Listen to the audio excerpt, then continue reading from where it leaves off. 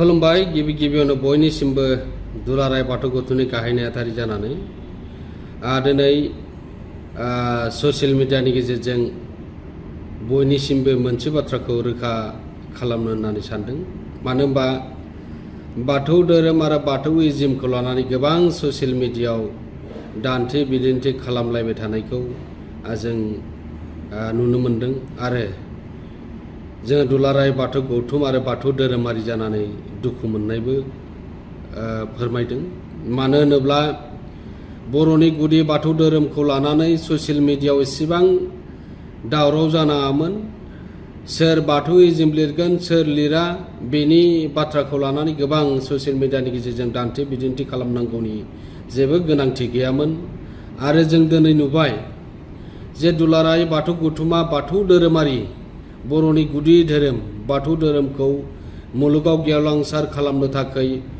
सान हर खामानि मावनानै दिनै नैबे लेभेलसिम दिनै बाथौ धोरोमखौ जौगाहोबाय बर' माहारिनि गेजेराव। आरो बेखौनो लानानै गोबां बाथ्रानि दान्थे बिदिन्थे खालामलायबाय थानायखौ हयथ' जों दुलाराय बाथौ गौथुम आरो बाथौ सिबियारि जों बयबो जोङो दिनै नुदों। गोबाङा बाथ्रा बुंदों, गोबाङा बाथ्रा बुङाखै। आरो बेखौ गोबां सैज्य आरो बोराइ बाथौनि दहाय लानानै बेखौ बर' हारिनि खौसेथिखौ नोजोर होनानै जेबो बाथ्रा ससियेल मिडियानि गेजेरजों बुंनाय जायाखैमोन। नाथाय बाथ्राया बेजोंसो दिनै नेशनेल बर' ख्रिस्टान काउन्सिलनिफ्राय मोनसे रोखा खालामनानै होदों जे फैबाय थानाय सेन्सासआव बाथौइज्म लिरा बेखौ जोङो जेबो बुंनांगौ गैया। आरो बे बुंनाय माने बाथौ धोरोमखौ दिनै नेवसिगारनाय आरो बर' माहारिनि गेजेराव मोनसे डिबेट लाबोबाय थानायनि बाथ्राखौसो फोरमायनाय जादों। मानो होनबा साननैसो आवगाय बर'निनो जोंनि केबिनेट मिनिस्टार बिस्वजित दैमारि बिथांखौबो लानानै गोबां बाथ्रा ससियेल मिडियायाव दान्थे बिदिन्थि खालामबाय। आरो जोंनि गेजेराव जे गोबां दिनै माहारिनि आरो जनगोष्ठीफोरखौ मोनसे इउनिटि खालामनानै दिनै मोनथानि थाखाय रैखाथिनि थाखाय बे गोबां सम दिनै गोबां बोसोर ट्राइबेल संघनि गाहाय नेहाथारि बिबान लानानै खामानि मावबोबाय मानव गेदेर आदित्य खाख्लारि बिथांखौबो गोबां बाथ्रा जोङो दान्थे बिदिन्थि बाथौ धोरोमखौ लानानै बिथाङा मोजां बाथ्राखौ बुंदोंमोन आरो बेफोरखौ लानानै गोबां दिनै दान्थे बिदिन्थि खालामनायखौ नुदों। जोङो जोंनि गेजेराव जों नोजोर बोनो हायो। जों बयबो दिनै सानखांदों जे जोंनि गेजेराव दिनै बर' थुनलाइ आफादनि मानाव गेदेर गाहाय नेहाथारि नीलकान्त गयारि बिथाङाबो मोजां बाथ्राखौनो फोरमायदों। दा दिनै जोंनि गेजेराव गमामायैनो जों गोबां बाथ्राफोरखौ दान्थे बिदिन्थि खालामनांगौनि गैयामोन। आरो बेखौ दिनै आरो मोनसे प्रेस मिडियानि गेजेरजों ससियेल मिडियानि गेजेरजों मोनसे ब्रह्म संघनिफ्रायबो गोबां बाथ्रा दुलाराय बाथौ गौथुमनि सायावनो गोबां बाथ्राखौ हयथ' थांखि बिथांमोननि लानानै गोसार होनायखौ जों नुनो मोन्दों। जों थेवबो जेबो बाथ्रा बुङाखै। नाथाय जों दिनै बर'निनो गुदि धोरोम बाथौ धोरोम बेखौ जोङो दिनै बुंनांगौनि बाथ्रा गैया। सोर बाथौइज्म लिरगोन सोर लिरा बा बाथौइज्म मोननांगौनि थाखाय जों बयबो बर' हारि हिसाबै जों बेखौ जोङो नाजानोसो गोनां दंमोन दिनैनि समाव। नाथाय दिनै जोङो नुनो मोनबाय माखासे बिथिङाव जे बाथौ धोरोमखौ मोनसे इनाय गोसोजों बेखौ सोंखारिलायबाय थानायखौ ससियेल मिडियानि गेजेरजों सोंखारिलायबाय थानायखौ जों नुनो मोनदों। दिनै जोङो दुलाराय बाथौ गौथुम हिसाबै गोबां बाथ्राखौ जों दिनै बुंनो हायो। बर'निफ्रायनो दिनै थुनलाइया जोनोम मोन्दों। दिनै बाथौ धोरोमनिफ्रायनो दिनै थुनलाइया जोनोम मोन्दोंब्ला बाथौ धोरोमनिफ्रायनो दिनै हारिमुवा जोनोम मोन्दोंब्ला बाथौ धोरोमनिफ्रायनो दिनै बिमानि रावा जोनोम मोन्दोंब्ला जों दिनै बाथौ धोरोमखौ मानो दिनै धोरोमारि आफादफोर बायदि मानो नायदों। दिनै बाथौ धोरोमा जाहैबाय दिनै बयबो आंगो होननानै दिनै बजबनानै लानो हानांगोन। आरो दिनै दुलाराय बाथौ गौथुमखौबो दिनै माहारियारि आफादजों जों समान रुजुनांगौ। दिनै फारसेथिंबा दिनै दुलाराय बाथौ गौथुमखौ धोरोमारि आफादजों नोजोर नायनानै जों माखासे बिथिङाव दिनै बर'नि गोनांथार सावरायनांगौ हाबाफारिफोरावबो दिनै सावरायनायखौ लिंहरनायखौ नुनो मोना। मानो होनबा दिनै बयबो बाथौ धोरोमनि बिबानगिरि। दिनै जों बाथौ धोरोमजोंनो फैजोबनाय। दिनैसो जों दिनै मोनफा मोनफा मोनफा हयथ' जोङो गावबा गाव धोरोमजों हयथ' बास्लायलांदों बेखौ दिनै जों सोंखारिनाय नङा जों दिनै बयबो जोंनि बाथौ धोरोमखौ दिनै गनायनानैब्लाबो गुबुन धोरोमखौ सिबिनो हायो बुंनो हायो जोंनि गुबै धोरोमानो बाथौ धोरोम जों बुंनो हायो मानो बुंनो हाया दिनै बाथौ धोरोमखौ दिनै इनाय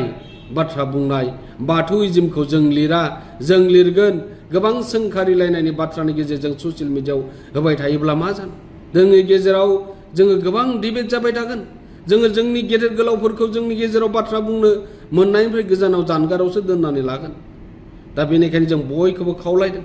जों बयखौबो रुजु रुमु थानो थाखाय खावलायदों जाहाथे बाथौ धोरोम आरो बाथौइज्मखौ लानानै ससियेल मिडियायाव दिनै जाहाथे बेखौ बाथ्रानि दान्थे बिदिन्थि लाबोबाय थाया जोङो नोजोर बोबाय थादों बरमा मिसनारि जिथु मिसनारियाव लांगोनायावनो लामा सेरावनो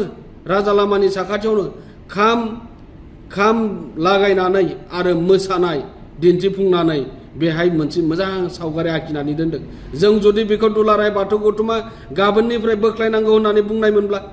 जों हयथ' बिनि सायावबो गोदान जों सानफिननांगौनि गोनांथि जानानै फैदों दिनै खाम सिफुं जथानि बाथ्रानि बुंदों जोङो मोनद'खौ लागोन जा मोनबाखौ लागोन दिनै दुलाराय बाथौ गौथुमा मोनबा गुदुंखौ लानानै दिनै बाहायबोबाय थादों आरो दिनै जायखौ दिनै मिसनारि बिथांमोना बुङामोन खाम जथा सिफुंखौ जों बाहायनो मोना बिथांमोनानो बुंदोंमोन दिनैनि समाव दिनै मानो बे बाथ्राफोरखौ आरो गोदानै जोंखौ सानखांफिननो थाखाय मानो बाध्य खालामदों नोंथांमोनाबो जोंखौ दिनै गोनांथि जायोब्ला जोङो जथाय सावरायनो हायो जोङो मानो बिनि सायाव गोबां बाथ्रा दान्थे बिदिन्थि खालामबाय थानांगौनि गोनांथि दं नोंथांमोननि लेभेलजोंबो नोंथांमोननि काउन्सिलनि गेजेरजोंबो बैफोरबायदि जायफोर सुबुङा सोंखारिलायबाय थादों बिथांमोनखौ बाथ्रासो बुंनायनिफ्राय जानगाराव था होननानै बुंनोसो नांगौमोन नाथाय दिनै ससियेल मिडियानि गेजेरजों नोंथांमोना दिनै आरो खेबसेबाव बुंबाय बाथौइज्म जोंनि ख्रिस्टानफोरा मिसनारिफोरा लिरनाय जानाय नङा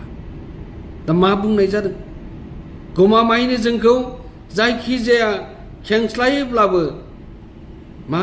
बाथौइज्म कलमखौ मोननायनिफ्राय मा बाथौआरिफ्रा गोजानाव थानांगौ जों बेनि थाखाय दाबि खालामनांगौनि मोन्थाय गैया बेबायदिसो बुंनाय जादों दा बेनिखायनो बयखौबो खावलायदों नाथाय जों बयबो खौसे जानानै जों आवगायलांनांगौ बाथौइज्मखौ सोर लिरो सोर लिरा बेखौ समा बुंगोन आरो जों बयबो बाथौ धोरोमनिनो बे हायावनो जोनोम मोनदों बे हायावनो बाथौआ जोनोम जादों बे हायावनो बाथौ धोरोमा जोनोम जादों आरो बे हायावनो रायजो संसार जानानै जोङो गावखौनो जोङो नासयनानै लाबाय थायोब्ला जों सोरखौ दिनैनि समा दिनै सोरखौ दुसिगोन समा दिन्थिगोन सम दा बेनिखायनो बयखौबो गोसो गोथारै दुलाराय बाथौ गौथुमनि गाहाय नेहाथारि जानाय बयखौबो खावलायदों जाहाथे जोङो ससियेल मिडियायाव दिनैनिफ्राय जाहाथे बे बाथौइज्म आरो बाथौ धोरोमखौ लानानै जेबो दावराव दावसि जायालासे जों बयबो खौसे आगान सुरलांनांगोन आरो जों बयखौबो खावलायदों जाय जेरै दङ बेयावनो थागोन जोङो रावखौबो जोङो दिनै दुलाराय बाथौ गौथुमा नोंथांमोना लिरथारनांगोन बे बाथ्राखौ जों बुङाखै जों बर' हारिनि गेजेराव जोंबा दिनै भारत गभर्नमेन्टआव जोङो मोननैल' जनगोष्ठिया दिनै रिलिजियास कलम बिगासिनो दङ बेनो जाबाय आसामनिफ्राय दुलाराय बाथौ गौथुम बाथौ सिबियारि आरो कर्नाटकनिफ्राय लिंगाय होननाय जनगोष्ठिफ्रा बिगासिनो दङ आरो बे भारत गभर्नमेन्टआव जों मोननैल' जनगोष्ठिया दाबो रिलिजियास कलम बिगासिनो दङ आरो बेनिखायनो जों बयबो नाथाय जोंबो बेहाय देरहासार जायो जों बयबो बे रिलिजियास कलमखौ डिजिटेल कलमखौ बे सेन्सासाव बाहायनांगौनि थाखाय जों गोबां खामानि मावदों दुलाराय बाथौ गौथुमा खामानि मावदों अल बाथौ कर्डिनेशन कमिटिया खामानि मावदों फिसा फिसा दिनै दालाय बाथौ सिबियारि बिथांमोनाबो दिनैनि समाव मोननांगौनि खामानि मावगासिनो दङ आरो बेनिखायनो दुलाराय बाथौ गौथुमनि जानाय बयनिसिमबो सिबिनाय आरो खुलुमनायखौ बावहरनानै आंनि बे सुंद' फोरमायथि आरो बयखौबो जों खौसेयै थागोन आरो दिनैनिफ्रायनो ससियेल मिडियायाव बाथ्रानि दान्थेलायबाय थानायफ्रा दिनैनो जोबो बेखौ खावलायनानै बेसेयावनो फोजोबबाय दहाय आफा बोराइ बाथौ गोजोन्थों खुलुमबाय बयनिसिमबो।